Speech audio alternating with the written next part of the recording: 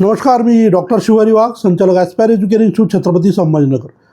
विद्यार्थी मित्रांनो, महाराष्ट्र CTCच्या वतीनं BMS, BHMS आणि BMSच्या 7व्या आणि 8व्या राऊंडचं शेड्यूल जे आहे तर हे ऑलरेडी काल नोटीस नंबर 33च्या माध्यमातून आपल्यासाठी शेअर केलेलं होतं. या शेड्यूलनुसार परत एकदा महाराष्ट्रामध्ये नव्यानं BMS आणि BHMSचे राऊंड होणार आहेत. साधारण हे जे राऊंड आहे याचं एक वेळापत्रक आपण ऑलरेडी कालच्या एका व्हिडिओमध्ये शेअर केलेलं होतं. परंतु या दरम्यान नेमक्या जागा किती उपलब्ध आहे, किती मुलांचं BMSचं किंवा BHMSचं स्वप्न पूर्ण होऊ शकतं, तर या संदर्भातलं सीट मॅट्रिक्स रात्री उपलब्ध नव्हतं, पण आता उपलब्ध झालेलं आहे. तर नेमक्या किती जागा उपलब्ध आहे, तर हे सगळे या व्हिडिओच्या माध्यमातून आपण या ठिकाणी पाहणार आहोत. त्यामुळे हा व्हिडिओ शेवटपर्यंत पहा आणि गरजू मुलांना नक्की शेअर करा. आता या व्हिडिओच्या सुरुवातीलाच जर आपण सीट मॅट्रिक्सवर बारकाईने नजर टाकली तर एक गोष्ट प्रामुख्यानं आपल्या लक्षात येईल की सीट्स ह्या ऑलमोस्ट संपलेल्या आहेत.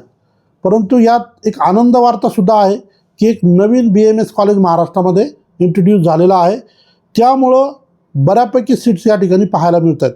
तर हे जे कॉलेज आहे ते कोणतं आहे ते आपण पहिले बघूया.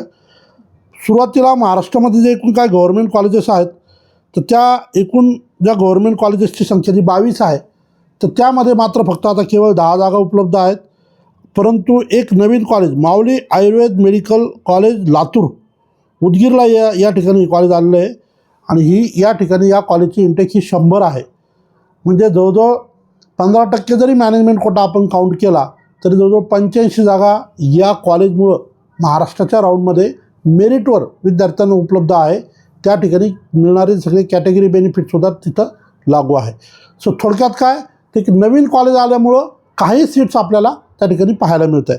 तर आपण सगळ्यात पहिले गव्हर्नमेंट कॉलेजच्या बाबतीत बोललो की एकूण जे काय 22 कॉलेजेस आहेत बऱ्याचशा कॉलेजला आता 0 जागा आहे, म्हणजे कुठल्याही सीट्स बाकी राहिलेली नाही आहे.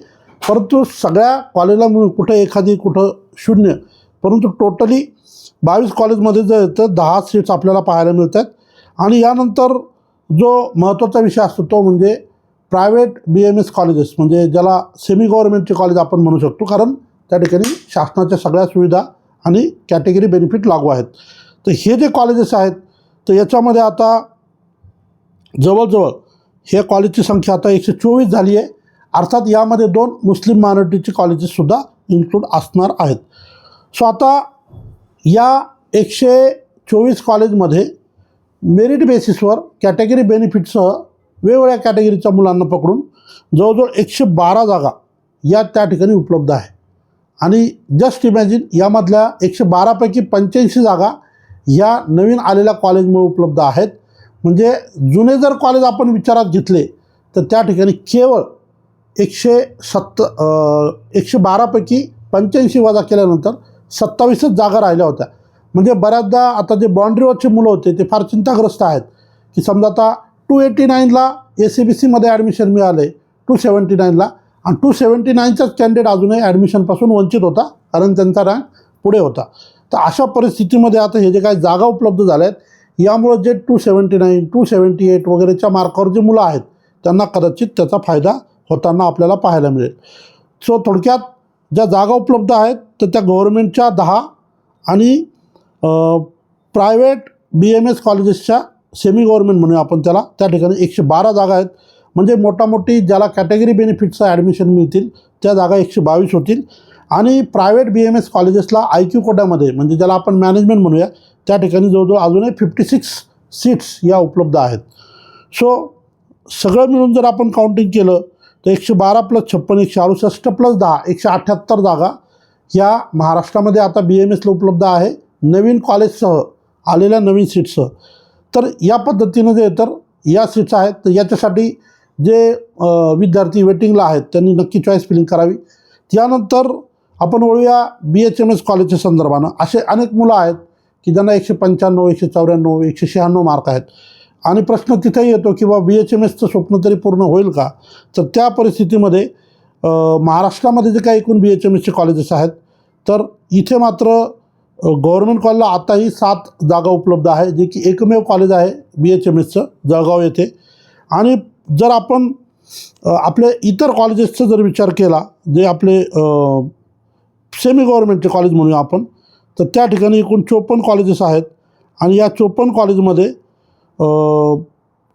नवीन कॉलेजची कुठली नवीन कॉलेज कुठलं इंट्रोड्यूस झालेलं नाही आहे, पण ज्या जागा उपलब्ध आहेत त्याची जर आपण काउंटिंग केली तर साधारण स्टेट कोट्यामध्ये केवळ 41 जागा आता या ठिकाणी BHMSला उपलब्ध आहे.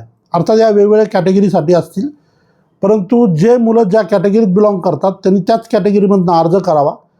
त्यांना त्यांच्या कॅटेगरीमधनं ॲडमिशन नाही पण मिळालं तर ओपनमध्ये पण त्यांचा विचार होऊ शकतो.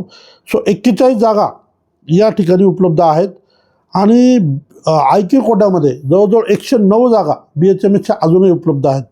सो 150 प्लस गव्हर्नमेंटच्या 7 अशा 157 जागा या ठिकाणी उपलब्ध आहे. अर्थात 109 जर BHMSच्या IQ कोट्याच्या वजा केल्या तर फारच कमी सीट्स, म्हणजे गव्हर्नमेंटच्या 7 प्लस सेमी गव्हर्नमेंटच्या 41, तर अशा 48 जागा आपल्याला या ठिकाणी उपलब्ध आहेत.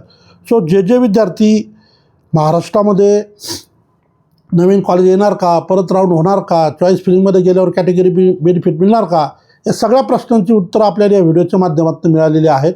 नवीन कॉलेज आलेलं आहे, नेमक्या सीट्स किती आहे तेही तुम्हाला सांगितलेलं आहे, कॅटेगरी बेनिफिट मिळणार का तेही तुम्हाला सांगितलेलं आहे. आणि आता ऑलमोस्ट या टप्प्यामध्ये जे मुलं पार्टिसिपेट करतात तर ते कशासाठी करतात, ते ॲडमिशन घेण्यासाठीच करतात. त्यामुळं या राऊंडनंतर म्हणजे आता जो 7वा राऊंड होईल, जर सीट्स उडल्या तर 8वा राऊंड त्याच चॉईस फिलिंगच्या आधारे जाहीर होईल. तर या सीट्स या ठिकाणी मग आपल्याला संपलेल्या पाहायला मिळतील. तर ऑलमोस्ट संपलेल्याच आहे. 41 सीट्स जर BHMSच्या असतील किंवा गव्हर्नमेंटच्या 112च्या आसपास सीट्स असतील, सेमी गव्हर्नमेंटच्या म्हणतो आहे मी, तर ऑलमोस्ट सीट्स संपलेल्या आहे. सो जे विद्यार्थी या प्रक्रियेत आहेत, ज्यांना या प्रोसेसमध्ये भाग घ्यायचा असेल, त्यांनी 13 आणि 14 तारखेला आपली चॉईस फिलिंगची प्रक्रिया नक्की पूर्ण करावी. क्वालिफाईंग क्रायटेरिया कमी झालेला नसल्यामुळं जे पात्र विद्यार्थी आहेत, इलिजिबल आहेत, तेच या ठिकाणी चॉईस फिलिंग करू शकतील, हे आपण या ठिकाणी आवर्जून समजून घ्यायचं आहे. आता जे विद्यार्थी 113 प्लस गुण घेणारे आहेत, ज्यांना रिझर्व कॅटेगरीच्या संदर्भाने म्हणजे SC ST OBCच्या संदर्भाने आणि त्यांना बाहेर जाण्याची तयारी असेल, महाराष्ट्राचं त्यांचं बजेट नसेल, तर त्यांना पंजाबमध्ये कॅटेगरी रजिस्ट्रेशन करता येतं आणि त्या ठिकाणी त्यांचं BMAचं स्वप्न पूर्ण होऊ शकतं अगदी रिजनेबल बजेटमध्ये. जे कोणी इच्छुक असतील त्यांनी ॲस्पायर एज्युकेशन इन्स्टिट्यूटला नक्की संपर्क करा. ज्या मुलांना महाराष्ट्रात समजा 150, 160, 170 मार्क आहे, पण महाराष्ट्रात BMSला नंबर लागल असं वाटत नाही, म्हणजे मॅनेजमेंट कोट्याचं त्यांचं बजेट नाही आणि मेरिटवर तर मिळण्याचं काही कारण नाही आहे, तर अशा परिस्थितीमध्ये मध्य प्रदेशची रजिस्ट्रेशन प्रक्रिया आजच्या दिवसासाठी, म्हणजे आज 13 डिसेंबर आहे, आजच्या दिवसासाठी ओपन झालेली आहे. उद्या व्हेरिफिकेशनचा दिवस आहे. सो जर तुम्ही कोणी इच्छुक असाल की साधारण 17 लाखाच्या बजेटमध्ये मध्य प्रदेशला BMS करायचं असेल, तर तुम्ही तात्काळ ॲस्पायर एज्युकेशन इन्स्टिट्यूटला संपर्क करा, मला कॉल करा. तुम्ही प्रत्यक्ष ऑफिसला येऊ शकता. तुम्हाला ऑफिसला येणं शक्य नसेल, तुम्ही बाहेरगावी राहत असाल, दुसरीकडे राहत असाल, तर तुम्ही कॉलवर संपर्क करून सुद्धा आपण तुमची ॲडमिशन प्रक्रिया करू शकतो, रजिस्ट्रेशन करू शकतो. आणि येणाऱ्या पुढच्या टप्प्यामध्ये म्हणजे आठवड्याभरानंतर आपल्याला भोपाळला त्या ठिकाणी पोहोचायचं असतं अटेंडन्ससाठी आणि ॲडमिशनसाठी, तर त्या संदर्भातल्या गाईडलाईन मग तुम्हाला 1 to 1 आमच्याकडनं पाठवल्याच जातात. सो जे कोणी इच्छुक असतील MP च्या संदर्भानं त्या ठिकाणचं शेड्यूल आलेलं आहे. ज्या मुलांना MP चं बजेट नाही तर UPचं सुद्धा शेड्यूल आलेलं आहे. UPमध्ये 10 ते 11 लाखात तुमचं BMS त्या ठिकाणी होऊ शकतं. जे रिझर्व कॅटेगरीमधले मुलं आहे, ज्यांचं 144 प्लस मार्क्स नाही आहे बाहेर राज्यात जाताना, त्यांना कॅटेगरीत रजिस्ट्रेशन करून पंजाबमध्ये सुद्धा ॲडमिशन घेता येऊ शकतं. सो ज्यांना जे लागू आहे त्या पद्धतीनं आपण या प्रक्रियेतून आता पुढं जावं.